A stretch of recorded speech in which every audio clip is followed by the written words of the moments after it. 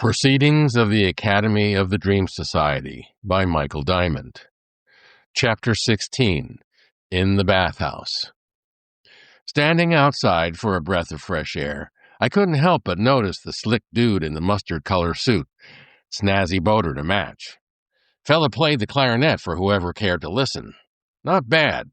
But the funny thing was, each time Mustard Man's chapeau blew off his head and landed in the street, he'd chase after it, aim his instrument at the evasive headgear, and damned if the hat didn't float back up in the air.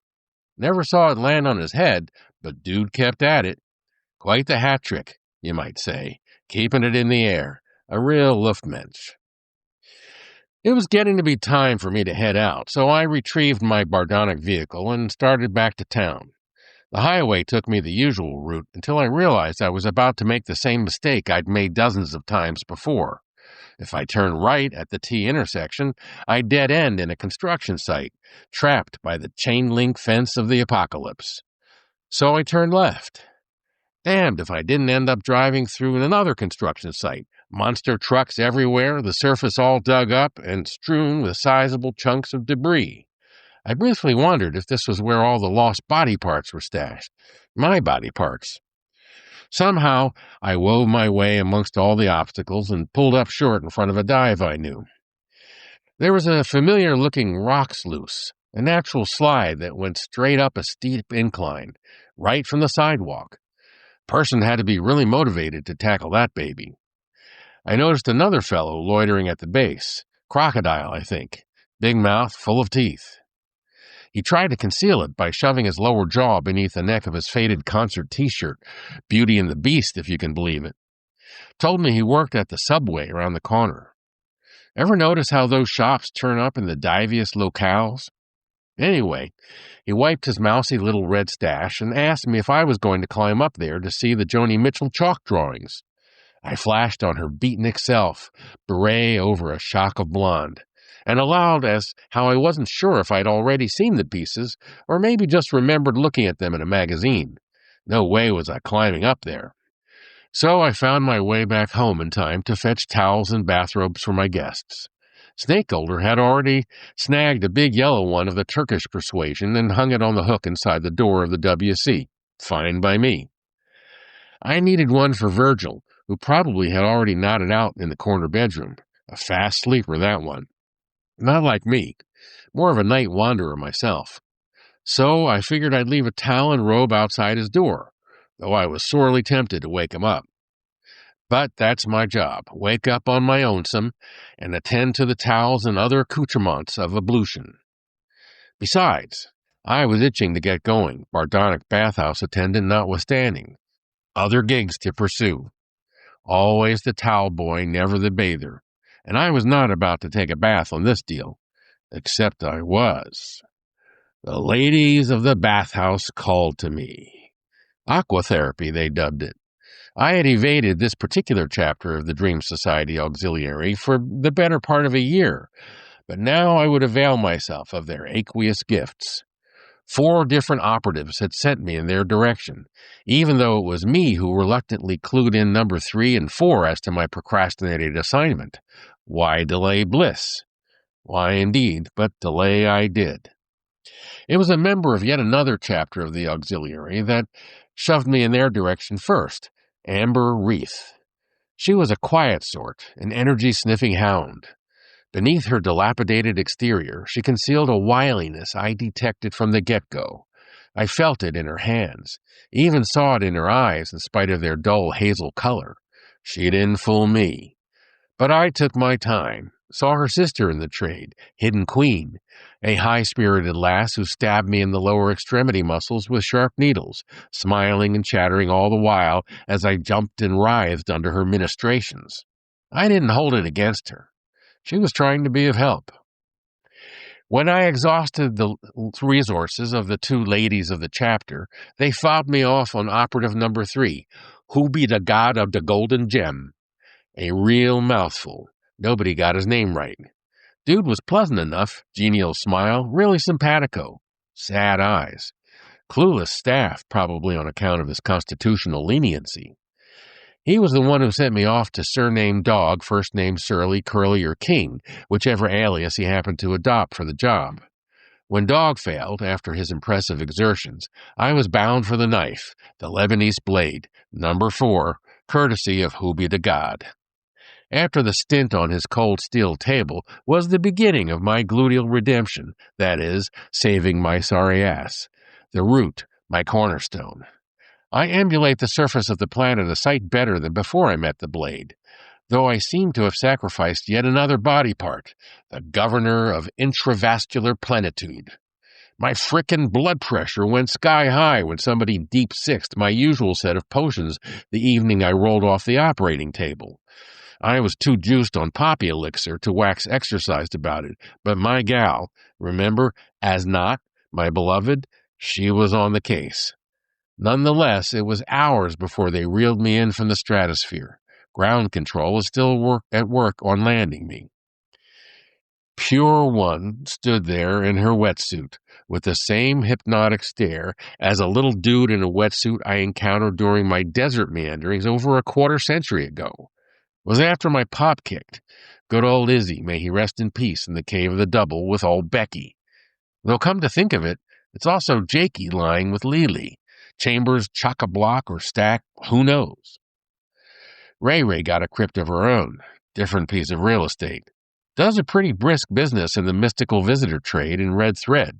Not my thing. So confusing, this Bardonic identity biz. No matter. We all end up in the same place eventually. Anyway, Pure One sent me tumbling into a flashback to that ecstatic desert journey. A giant indoor swimming pool all to myself at night, low light, and a Strauss waltz playing overhead. Can you believe it? Never did go in much for Strauss waltzes, but I figured, go for it. It had been a rough year after Pop died, so Strange One, my ex, sent me packing to the desert for the cure. 40 Seamuses of every stripe come to get the word from the chief guru of the holistic detective agency. Not that guy Dirk whatever, though Dougie Adams was definitely on to something. This was the real deal. A sub-rosa contractor to the Dream Society Academy. Real hush-hush. So much so, the dude sat on the most important info I could use and didn't spill, his Amazonian jungle wanderings in search of the wild hallucinogen. You could say I was a tad disappointed, but I hobnobbed with a few illustrious members of the guild and found my way to some pretty cool extracurriculars. There was this dude who channeled a flock of sheep, I kid you not, and a young desert wanderer who blew my mind with a crystal didgeridoo, ripples of technicolor coaxed out of the top of my head. I also met my dead friend, Sandwich Man, may he rest in peace as well. He's the one who set me on the trail of Sally Song in my own terroir. Oh, yeah. And there was the ER doc who turned mystic when the patients in the ER bays morphed into rainbows. But the little dude in the wetsuit beat all. Barely said a word, slapped a few flotation devices on my extremities, mask for my eyes, and we were rolling. Subtle waves carried me through the balmy waters as he gently poked me here and there, hardly detectable. But what a trip! 3 different waterways in Panavision. Old tech. A warren of caverns, an engulfed cathedral, and a marshland tributary all took me to the same place. No place. I nearly didn't make it out of the pool as my muscles refused to obey Command Central. And Command Central was pretty quiet. I wanted more. Tried it near home, but it was a dud. Maybe something to do with a little tidbit wetsuit dude's perky young wife laid on me and my hiking buddies a few days later. Turns out he was channeling a 10,000-year-old shaman. Who knows? Could make a difference. Pure One gave me that exact same vibe. Must be the secret handshake of the Wetsuiters Fraternal Lodge or some such. Not sure. All I know is that a tractor beam locked me onto her gaze. For a solid hour, I floated, walked on water, biked through water, and what all I can't even say. I know she was speaking to me, but the words hardly mattered. It was the spell of her voice, so slow and earnest, a soupçon of geniality, and even the barest hint of mischief. an undine sprite come to take me to her kingdom, Celtic mistress of the watery realm, for I was sure by her name and visage of her church and pew. She put me through the paces a second time a week later. Not quite as ecstatic as the first, but her promise was nothing less than the restoration of the emperor. Yes, the Emperor Cludius Maximus in the flesh. I saw Virgil's wife, really a namesake for the original Virgil's bride, not my childhood pal's wife, though those two gals bear a vague resemblance to one another, come to think of it. She was rushing to the airport gate as I sat expectant in the waiting area. The whole damn place is a waiting area. Open the portal, another element. Thin and gracious as ever, in her rough-hewn way, she bore a stern mien, expressionless really, as I rose to greet her. She offered me the perfunctory two-cheek buss, and off she went, delighted entourage of cooing and sashaying ladies in tow, to God knows where. I bustled my way amongst a crowd headed to the train station, a different element entirely. As I burst through the doors, a rank of weary ancient gentlemen called out unintelligible track information from a countertop embedded in the wall that was considerably higher than any normal human could reach, probably to fend off the overly curious or aggressive. I approached the bench, so to speak, and a kindly old gent of paler hue could see that I hadn't heard, turned to his darker compatriot to rehash it for me. Seems all trains to the nation's capital were canceled.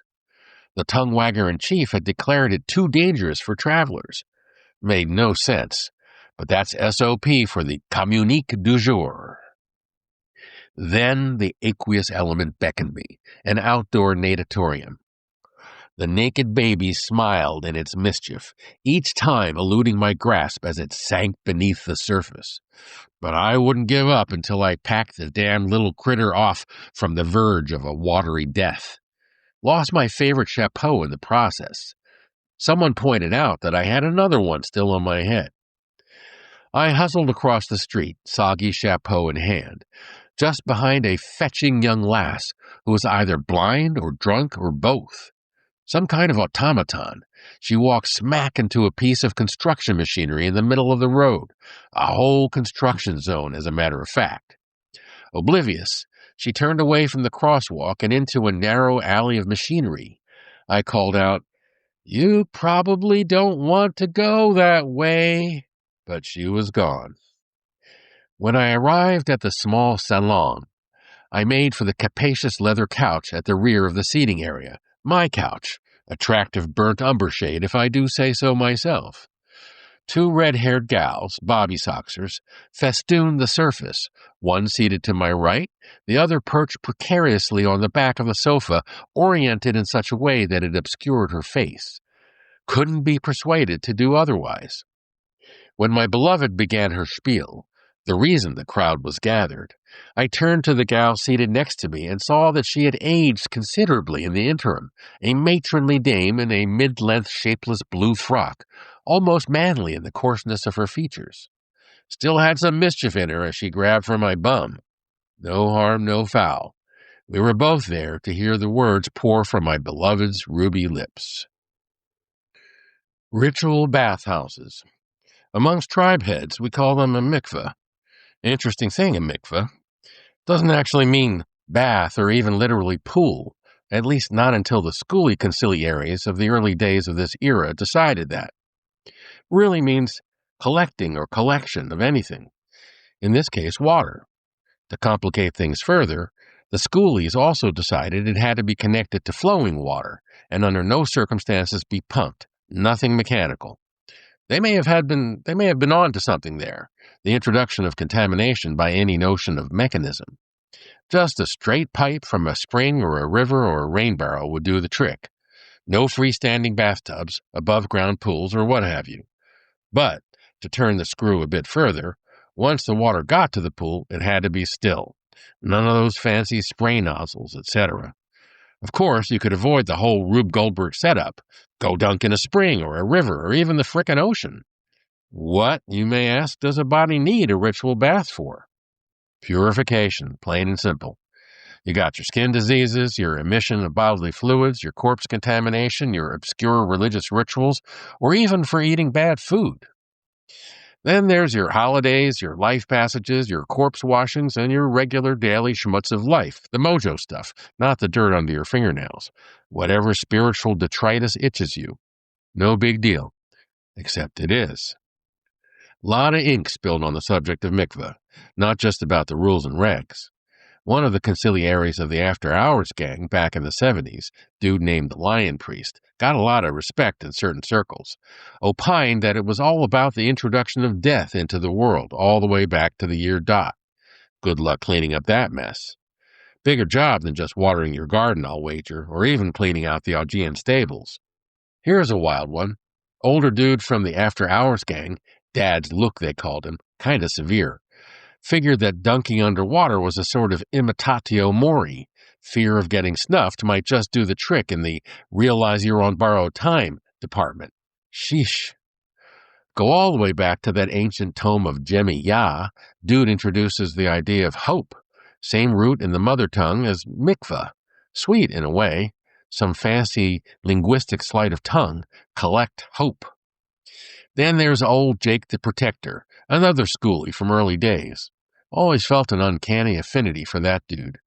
According to what he wrote in the crib sheet for the big book of rules, we're all taking a bath in the holy mojo coming down from Ayin Soph herself. Rising tide raises all boats and such like. Quite the collection.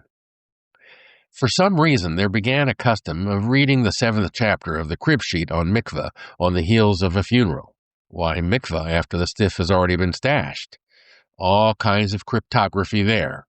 First off, you look at the first letters of lines 4 through 7, it spells the word for soul in the mother tongue, neshama, the part we're talking about once it's shuffled off its mortal coil. Follow me? Then, as you read the content, you start to realize the key thing about the mikvah is the water is supposed to be continuous, no disruptions, and no contamination. So, whatever you dunk in the pool, there's got to be enough water to swamp out any funky stuff, like wine or olive sap, for example. And everything's got to get wet everywhere, a continuous, pure, uncontaminated wetness. The water cycle at ground level, waters above, waters below, the mighty Ayin Soph and all her operatives. That's what I think we're looking at. Not only are we surrounded, but ultimately, if you follow the water trail, we are one big aqueous collection, no soul but one soul, or so it seems to the likes of me. Enough said. A potluck for the Sisters of the Sacred Spoon, a light-hearted gathering, but I pace my way past the dainties and treats in the galley, and feel kind of distant and hesitant to engage, me in my colorful blouse and white jacket. I am known to them, was once one of them, but garner only covert glances, the implicit query, "Will you partake?" It is my party, after all, but my hands are not drawn toward the food, though my mind contemplates it.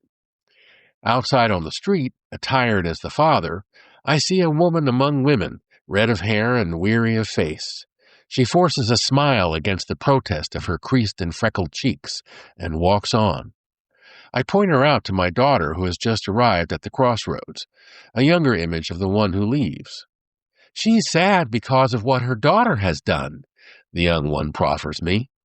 The destruction wrought by absence, its dark potency. I'm not so sure. I ask if my grown child wants to speak with her mother, strange one, whom I spy ambling in our direction from her cottage up the street on her way to work, dark head bowed to guide her shoes. "No," says the young one, "not really." I know, as she does, that the longer she lingers there with me, the more likely to be seen. We sidle onto a lawn near a small marshy runoff. The hollow pole of the picnic umbrella crumples slightly, rusted in spots. I sink my staff into the soft earth by the marsh and note the weighty tuft that adorns its top jogs downward a tad. The young one turns toward her mother, who has just entered the crossroads, and, after a moment's hesitation, runs to her mater with open arms. They embrace, a bit awkwardly, but an embrace nonetheless. I look back and catch the mother, my ex, strange one, staring blankly at me for just a moment. Then they are gone. I awake, empty of emotion, save the barest residue of melancholy. The wheels were already coming off my marriage to Strange One when we made our pilgrimage to the land of our theoretical ancestors, those of us in Tribe-Head Nation. Neither of us could trace our lineage back that far, but the impulse is the product of thousands of years of song and ritual and the preservation of encrypted texts. So it felt deeply rooted in our psyches, at least in mine. The primary purpose was to check on our eldest, who was studying in the city called Beauty. I, however, could not resist the pool of the tombs, dozens of them strewn all over the map of this promised land, this crossroads. I confess, I schlepped my poor mate along the western shore of the Sea of Reincarnation, the Circular Sea, the Sea of Skulls, the Sea of Wheels, the rolling sea, just to visit the crypts of these ancient conciliaries, sages, really, major dudes. First off was Moishi, son of Fortunate One, and his epithetical pop, side-by-side shrines in the town once run by the old Italian gang. Town was named after the Italian Capo di Tutti Capi back in the day. Moishi was a philosopher, physician, and Grand High tribal conciliary, an all-time heavy and prominent member of the Heads crew. Had to pay him respects, but no special mojo for me there, in spite of our shared professional lineage. Same block as Moishi and his pop was the crypt of Pure Grace of God, possibly a reference to the dude standing in the Guild of Metaphysical Escape Artists' miraculous getaway when the Italian Combine was taking down the Schoolhouse Gang's headquarters at Vision of Peace, of all the oxymoronic names. Lot of blood spilled over that locus on the map. I knew about the escape story and how he impressed the local Italian capo with his future-casting mojo, knew the Goomba was fated to become Capo di Tutti Capi for the whole Italian ball of wax. On account of that story, he wheedled some cover for his next stronghold and for a couple of his close Goombas. Otherwise, I was not acquainted with the dude. Pure Grace himself never got his hands dirty, strictly a behind-the-scenes guy, nose always in the books. First among the schoolies. Laid down a bunch of new rules for the whole gang after the bloodbath, like a new one about scapegoats. Very popular strategy. Was a practice before that time to display a red ribbon at Schoolie Central when they dispatched with the unfortunate goat so as everybody could see the ribbon turned white, the all-good signal. Leastwise, that's what the hoi polloi thought. After the fall of the Schoolies, Pure Grace insisted they send the ribbon along with the one to be dispatched, no questions asked. That way, if things didn't turn out exactly as planned, well, maybe it was on account of a malfunctioning ribbon. A strategic move, if you ask me, no need for any sleight of hand. A little further south, along the sandy shores of the Circular Sea, were two more crypts that caught my attention. Biggie, Master of Miracles, and Jake the Protector. Biggie's place was a real circus, complete with barkers for miracle bling and a place you could write down the nature of the miracle you needed and burn it up in a fire pit. Not for me, but I had to see it. Didn't buy the t-shirt. Jake's post-mortem digs were a whole nother thing. First off, there was an actual cave. Outside the cave, a few shelves of books were there for those with a mind to proffer recitations. Busloads of groups came and went, all to pay homage to the major dude who was buried there. At one point it got kind of heavy, people crying and looking pretty glum. Suddenly, this visiting conciliary and his boys strike up a jaunty tune, all about how old Jakey taught us to love thy neighbor. Very refreshing, definitely boosted morale. At the mouth of the cave, I felt something uncanny, not scary, just a tap of the weird on my shoulder. Couldn't shake it. Then we headed north. We rented some digs near the Mystic City up in the hills, known as Lookout. The first printing press in the mother tongue was there, 1577. The place was, is, and always shall be a hangout for bohemians, mystics, artists, and conmen. In its heyday, it gave shelter to the likes of Izzy the Light, Extra Deer, and Life of the Party. All heavies in the mystic mojo biz, major respect among the afterlifers, the dudes who followed the heads, who followed the fixers, who came after the schoolies. Hard to keep all the mobs straight. Far and away, Izzy the Light eclipsed them all, though his wick was snuffed at age 36. Live fast, die young. Two gangs of different linguistic persuasions, dedicated to the memory of the dude, build hangouts that are still popular to this day, both in the same city. Strange One and I first went to the one where the suits hung out, stiff collars, cufflinks, and all. Nice enough, but I wanted to visit the flamenco one, as I had heard it's on the way to where the bathhouse was, which was right by the boneyard and the crypt. Strange One said in so many words, "You're on your own, buddy." So I went. Never look like you're hesitating on the streets of Lookout. Makes you a magnet for conmen. Thwack! The dude latched onto me like a flea on a dog soon as I stepped outside the flamenco hut. Told me he knew where Izzy's mikvah was, the bathhouse by the boneyard. So he waltzes me around the corner to this sleazy back alley bathhouse. You could smell the mildew from the street, sure sign of the ghost realm. I was savvy enough to notice there wasn't a boneyard in sight, said no go. He made like he misunderstood and walked me a bit further till we got to the road that I could see wound its way down to Izzy's. Then he pulled this shtick about all his kids and his wife and blah, blah, blah, fished a piece of red string out of his pocket and made to give me the con man's blessing. Parted with a few shekels. Believe me, that red string did not turn white. So I gyred along with the path as it made its way past the towel mongers, the comfort givers, and the rugrats, just in it for the sport. The bathhouse itself wasn't bad. Very simple, rustic. I took the waters along with a few other naked dudes, scrubbed with my newly monged towel, and made for the crypt. It was a bare path that wove between the tombstones, almost to the other side of the boneyard to reach Izzy's crypt. There, as usual, a rickety bookcase with a smattering of well-worn tomes. A Goomba was there nattering about some subject or other, I no longer remember what. Thing was, I felt nothing. Not my guy, in retrospect. A bit unnerving, as I had kind of figured that there'd be some sort of vibe. Nada. Bupkis. As I teetered by the bookshelf, I reached for a random tome, pulled it in front of my eyes, and tried to read. Another confession. My fluency in the mother tongue is none too good. But I slugged my way through the text, and damned if I didn't feel something, a slight wobble of the planet on its axis. As I had no idea what I was reading, I memorized the title for later researches. Turns out in English it was The Honeybee's Palm, that is, tree. What? Some weird BS about measuring Ayan Soph's body parts. No appeal whatsoever. So I stashed the tome on a shelf back home and pretty much forgot about it. Flash forward, I've been kicked to the curb by Strange One, but that's okay, strictly according to plan. I even get a message to that effect at the time, probably from fat-faced Sandalphon, already looking out for me. I didn't recognize his voice, but I've since learned he's the one who gives out the assignments, delivery addresses, and whatnot. Not saying I didn't feel a sharp pang of melancholy or two, but I got over it. Moved on. Scribbling, interpreting dreams, the usual. Keeps a guy busy. Continued my previous researches into Solly's song. Really dug the mojo in that tune. Led me down quite the twisty path.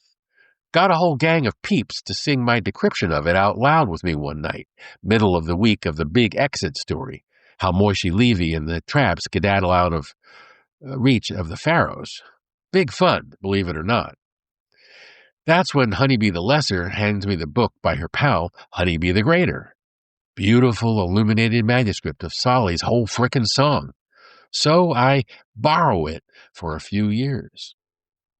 Run the tape forward a few years more, and Honeybee the Lesser's mom dies. The lame consigliere of that local gang opines that conditions are too icy to hold the customary home memorial service. Never do that. Just saying, you can't cancel a ritual obligation. So I call HB2 and let her know I've got the wheels and the ways and can round up a posse to put it back on. She says go, so it is. Order a plate of dainties to be delivered to the house of mourning, and we're in business. My reward? Right after the holy hoo-ha ends, HB2 grabs me by the wrist and drags me over to none other than HB1, the queen herself, likely as not. Me not realizing she was the great illuminator and all. Before you can say your uncle's your uncle, we're hitched and headed to the Holy Land for a belated honeymoon. It was that quick. I forgot to mention my last go-round on that soil. There was one tomb I did not visit, one who hears the living God. Top 10 among the schoolies back in the day. Funny story about his major work, The Book of Brightness.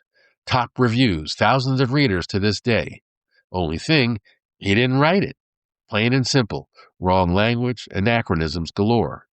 But don't tell that to his Goombas. Get yourself in a lot of hot water. Dude who actually wrote it was Moisey the Lion, one of the Heads gang. Cool stuff, but he fobbed it off as the work of one who hears so as to get a little more cred for it. After he kicked, his wife let out that they really needed the do-re-mi. So it goes. Nonetheless, one who hears was a pretty smart cookie. Lot of footnotes in the crib sheet to the big book. Great stories about the dude. Under a death threat from the Italian mob, he and his son hid out buck naked, holed up in a cave for 13 years, nothing to eat but carobs. They say when he came out, he spotted some poor schmuck plowing a field instead of keeping his nose in the books. So one who hears incinerates him with one withering glance. Pretty badass. But a little loose on the emotional regulation, I gotta say. Maybe if he had more to eat. Turns out he was a pretty good consigliere. Got some real concessions from the capo di tutti capi of the Italians. Cred where cred is due. In some ways, he succeeded where his beloved mentor, Jake the Protector, failed. Problem with old Jake was he featured himself the chief promoter of Star Child, dude who led the schoolies in a disastrous hit against the Italian mob, who at the time had pretty much sewn up all the major territories. Long and short of it, after a couple of fat years, got them all iced. A bloody catastrophe. So one who hears has this tomb in Hightown, little village really, right down the road from Lookout, near where my ex, Strange One, and I stayed that ill-fated trip. Reason I didn't go to that one then was timing. Turned out to be the day of the annual pilgrimage to one who hears his tomb, Death Day, of course, 33rd day of the sheaves, bringing in the sheaves. Goombas pour in from all over creation, buses, ox carts, motorcycle sidecars, what have you. Roads were completely jammed, and frankly, I didn't feature being smothered in a crowd of emotionally intoxicated strangers. Interesting thing, the 50 days of counting sheaves is generally considered a period of mourning, except for One Who Hears Day. Legend is 24,000 of Jake the Protector's choice Goombas all kicked during a plague on account of the fact, get this, that they did not respect one another. Imagine. Most folks with a little distance from the seething masses figure it's more likely they kicked as a direct consequence of the Star Child hit. Sheesh. Some scholarly types say the whole thing never happened, just some kind of meme. Who knows? Anyway, next go-round with Honeybee the Greater, a.k.a. As Not, a.k.a. the Great Illuminator, a.k.a. Beloved, we decided to pay a call on One Who Hears His cadaver. She was into it. Lot quieter time of year, except once you got inside the study hall built around the tomb. Man, Goombas everywhere, noses in books or standing by the crypt itself, muttering cryptic mutterances. So I picked my way over to the cemented oversight of the burial. Probably grabbed a handy tome, but I don't rightly remember, and leaned in. Literally put my hand right on the cement covering over the bone box, closed my eyes, and waited to see if I felt anything. That's when I heard it, clear as a bell, a voice coming from inside my head, weeping as it said to the dead man, "You were my greatest student." Could have knocked me over with a feather. After recollecting myself, I returned to the surface of the planet to reconnoiter with my beloved. Back home, every once in a while, I'd catch my beloved giving me the look, like she saw something about me, was sure some great consigliere of the tribe was tailing me. Then I remembered something, told her to hang on, and ran up to one of our many repositories of ancient tomes, and was pleased to be able to locate the one I was looking for. I think she was sitting at the piano, quite the ivory tinkler as well, when I shoved it at her, my souvenir from the boneyard by the bathhouse. The honeybee's palm. She gave me a quizzical look, So I spilled the short version of the story, including my puzzlement as to why it should mean anything to me. Now I knew. A bit of future casting mojo. ID'd my bride-to-be after the smoke cleared from the burnt-out wreck of my first marriage. Jettison Stage 1. Stage 2 has a better trajectory. As for being tailed, well, another consigliere of the 21st century Russian branch of the brotherly love mob told me I needed to read a bio of Jake the Protector, never explained why. If anybody's tailing me, could be him, in some ethereal form or other, kind of an incubus, but in a good way, what we in the tribe call an Ebor. See, old Jake was the chief booster of Sally's song, got it included in the big book, called it the Holy of Holies for Christ's sake. I never could figure out exactly how I came to that particular obsession, but the pattern is starting to congeal. Here's how I see it. For whatever reason, Jake the Protector, or whatever messaging service he uses, has chosen to dog me low these many years, tailing me, so to speak.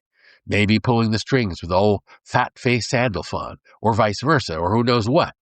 Maybe a larger conspiracy of dead guys. You can't trust them. Whatever, seems all tied up with finding honeybee numero uno, my obsession with Sally's song, and maybe one more thing. I had a period of a few years where I hung with the brothers between lodge houses at the time. Strange One had poisoned the well with the old gang, and the consigliere there was clueless. But that was her assignment, so no harm, no foul. The Brotherly Love Lodge was a congenial place. Did a little investigating, hobnobbed with the Goombas, generally made myself at home, seeing as my actual home had begun to feel like a boneyard, the tomb of my marriage being its chief feature. At some point, can't say when, how, or why, this map jumps out of my face. The frickin' map of the original priest gang's hangout superimposed on the words in the brothers' daily book of plans, the morning rehearsal for the big takeover of everything. That's their thing, not exactly mine. I can see it as I follow the instructions in the margins of the plan book, jiggering the leather straps and all that old tech.